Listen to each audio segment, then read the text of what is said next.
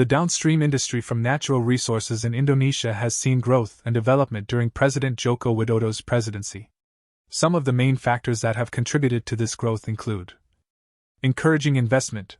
President Joko Widodo has encouraged investment in the downstream industry, including providing tax incentives and reducing bureaucratic hurdles for investors.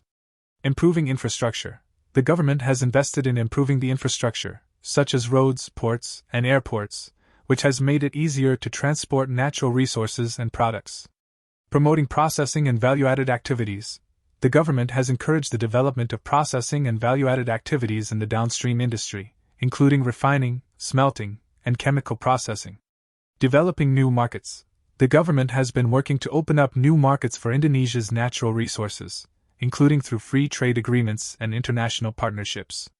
Joko Widodo's government has implemented a ban on the export of raw minerals in an effort to boost the development of the country's domestic processing industries and increase the value of its natural resources.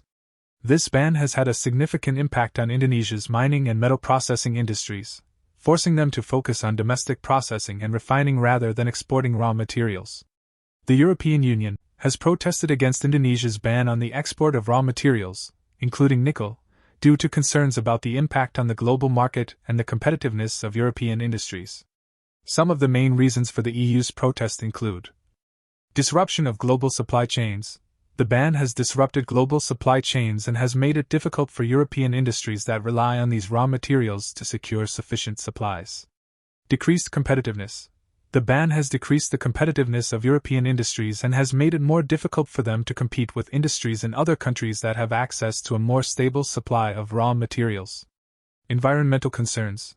The EU has raised concerns about the environmental impact of the production of these raw materials, and has sought to address these concerns through negotiations with the Indonesian government.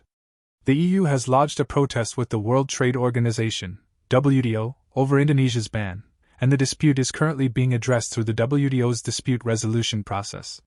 The EU is seeking a resolution that addresses the environmental concerns while also allowing for the continued export of raw materials to ensure the stability of global supply chains and the competitiveness of European industries.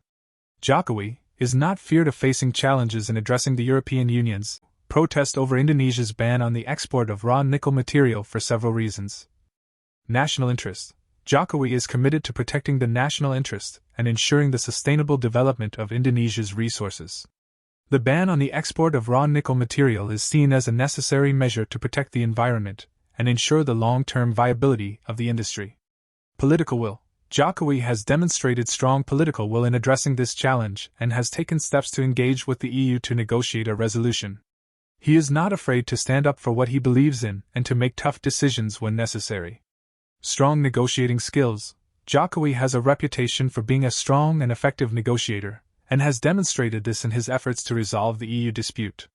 He is confident in his ability to find a resolution that is in the best interest of Indonesia and the EU. Support from the Indonesian people. Jokowi enjoys broad support from the Indonesian people and has been successful in implementing policies that have improved the lives of the Indonesian people. He is confident that his efforts to address the EU dispute will be well received by the Indonesian people.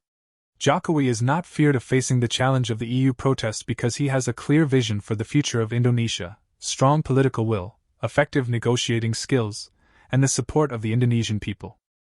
So, what do you think about Jokowi changes Indonesia? Please comment below.